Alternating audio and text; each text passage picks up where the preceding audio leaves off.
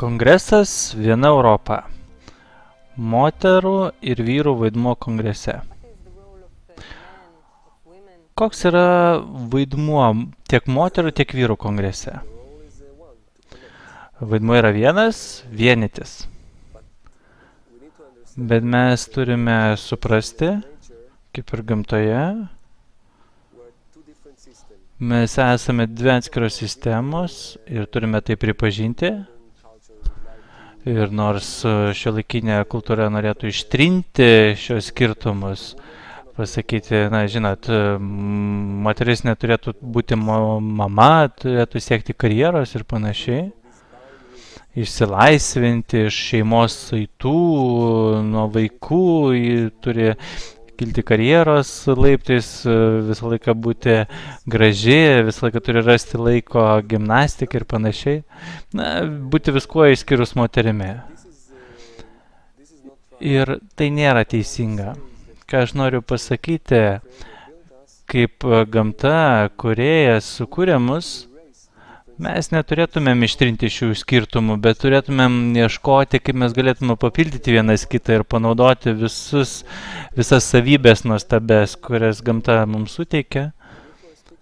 Ir jei kalbame apie vyrus ir moteris, mes žinome, kad yra dvi sistemos, kurios papildo vienas kitą ir dvasingume. Ir dvasingume vyras negali pajudėti, atlikti kažkokią veiksmo, nebent yra judinamas moters, būtent jo noras. Ir kas būtų be moterų, tiesiog vyrai sėdėtų priešais televizorių, žaistų kompiuterinius žaidimus, ar gertų alų, ar kažką popkorną valgytų. Ir tada ateina moteris, taip, tada ateina moteris, ir mes turime padaryti įspūdį, mes turime išpildyti jos norus ir panašiai. Ir kai mes vedame, moteris išveja mus iš namų, sako, uždirbkit pinigus, padarykit tą ir tą. Ir vyras iš esmės pildo moters troškimus, moteris jos nuolat atnaujina, vis turi naujesnius. Ir iš tikrųjų matome, kad nors ir moteris, nors jau turėtų milijoną begalybę drabužių, vis tiek sakytų, kad neturi ko užsidėti. Ir tada vyras turi eiti, ieškoti, nupirkti, arba tiesiog duoti kreditinę kortelę jai. Ir patys savaime vyrai, kokį trūkumą turi? Jokio. Todėl dvasingume, jeigu mes kalbame apie kongresą, mes esame priklausomi vienas nuo kito. Nes kaip gamta sutvėrė mus, viskas yra sukurta tam, kad suteikti malonumą moteriai, užpildyti jos norus, būtent taip yra viskas sukonstruota. Ir jeigu mes išmoksime, kaip tai panaudoti pačiu geriausiu būdu, siekiant tikslo, o ko mes norime, turime užauginti norą dvasingumui, kurie atskleidimui. Ir jeigu vyrai ir moteris supras tai ir norės būtent tokiu būdu konstruoti savo ryšį, jaus atsakomybę, būtent bendro darbo, bendro ryšio, jų ištaisimas bus ne toks, kaip mes galbūt pradžioje įsivaizduojame, bet būtent ryšys bus toks, kad moteris įpareigos vyrus susivienyti, kaip mama kartais pasako arba leidžia suprasti savo vaikams, kad pasielgtų jie vienaip arba kitaip, nes kitaip bus blogai. Ir mes čia būtent kongrese sukūrėme du ratus. Vienas ratas yra vyrų ratas, vidinis. Ir šis vyrų ratas iš visų šių taškų. Visi šie taškai turi susivienyti, susijungti, sukurti struktūrą, panašiai Adam Rishon sielą ir pritraukti šviesą, bet kaip jie tai galės padaryti?